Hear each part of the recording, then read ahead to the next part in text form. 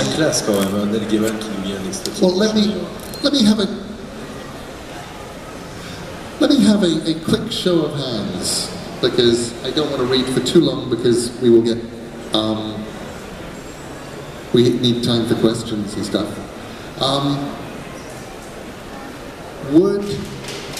Would people prefer to hear a very short, like 5 minutes from the new novel, or would they prefer to hear some poems or something much shorter? Novel? Hands up for 5 minutes of novel. Okay, hands up for 5 minutes of poems or something shorter. Novel wins. Okay, now I have to...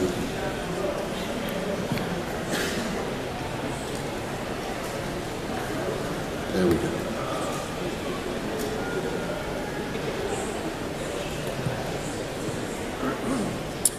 So,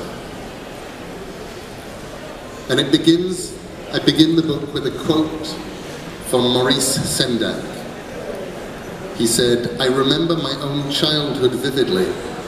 I knew terrible things, but I knew I mustn't let adults know I knew. It would scare them." Maurice Sendak. It was only a duck pond out the back of the farm. It wasn't very big. Letty Hempstock said it was the ocean, but I knew that was silly. She said they'd come here across the ocean from the old country. Her mother said that Letty didn't remember properly, and it was a long time ago, and anyway the old country had sunk. Old Mrs. Hempstock, Letty's grandmother, said they were both wrong, and that the place that had sunk wasn't the really old country. She said she could remember the really old country. She said the really old country had blown up.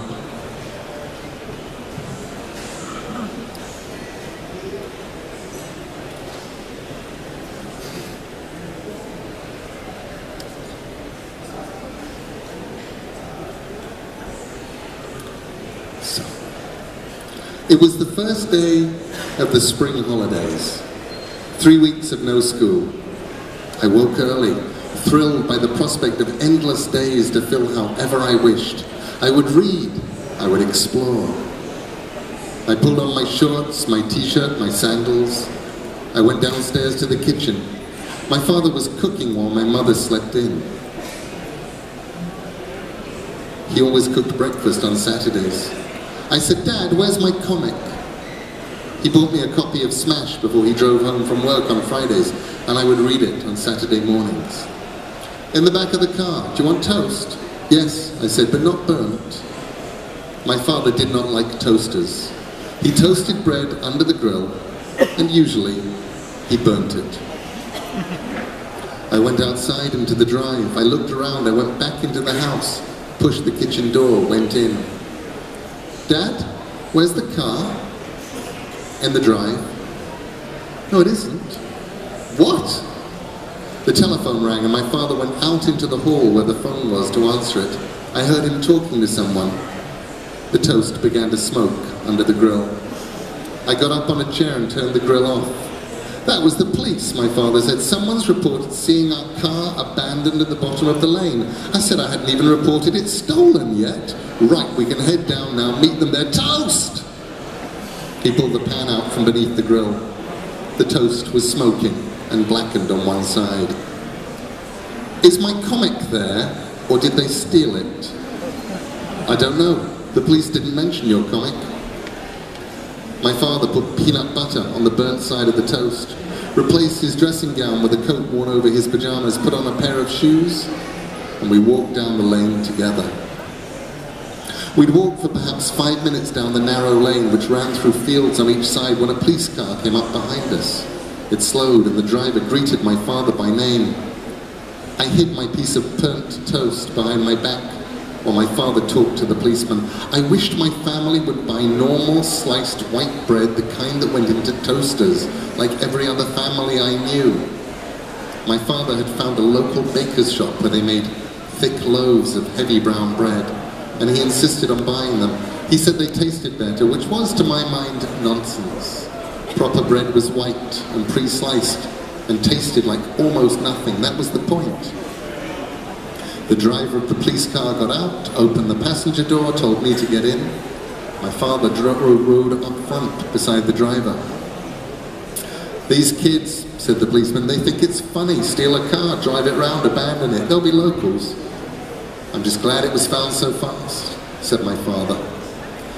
"Funny them leaving it down here though," said the policeman, "because it's a long walk back to anywhere from here." We passed a bend in the lane and saw the white Mini over on the side in front of a gate leading into a field, tires sunk in the mud. We drove past it, parked on the grass verge. The policeman let me out and the three of us walked over to the Mini while the policeman told my dad about crime in this area and why it was obviously the local kids had done it. That my dad was opening the passenger side door with his spare key. He said, "Someone left something on the back seat." My father reached back and pulled the blue blanket away that covered the thing in the back seat, even as the policeman was telling him he shouldn't do that, and I was staring at the back seat because that was where my comic was. So I saw it. It was an it, the thing I was looking at, not a him. Although I was an imaginative child prone to nightmares, I persuaded my parents to take me to Madame Tussauds waxworks in London when I was 6 because I wanted to visit the Chamber of Horrors, expecting the movie monster chambers of horrors I'd read about in my comic books. I wanted to thrill to waxworks of Dracula and Frankenstein's monster and the Wolfman. Instead, I was walked through a seemingly endless sequence of dioramas of unremarkable, glum-looking men and women who'd murdered people, usually lodgers and members of their own families, and who were then murdered in their turn by hanging, by the electric chair in gas chambers. Most of them were depicted with their victims in awkward social situations, seated around a dinner table perhaps, as their poisoned family members expired. The plaques that explained who they were also told me the majority of them had murdered their families and sold the bodies to anatomy. It was then the word anatomy garnered its own edge of horror for me. I did not know what anatomy was. I knew only that anatomy made people kill their children. The thing in the back seat that had been covered by the blue blanket, I knew that blanket. It was the one that had been in my old bedroom on the shelf for when it got cold. It was not convincing either. It looked a little like the opal miner who lived with us, but it was dressed in a black suit with a white ruffled shirt and a black bow tie. Its hair was slicked back and artificially shiny. Its eyes were staring. Its lips were bluish, but its skin was very red. It looked like a parody of health. There was no gold chain around its neck. I could see underneath it, crumpled and bent, my copy of Smash, with Batman looking just as he did on the television, on the cover. Monsieur Gaiman.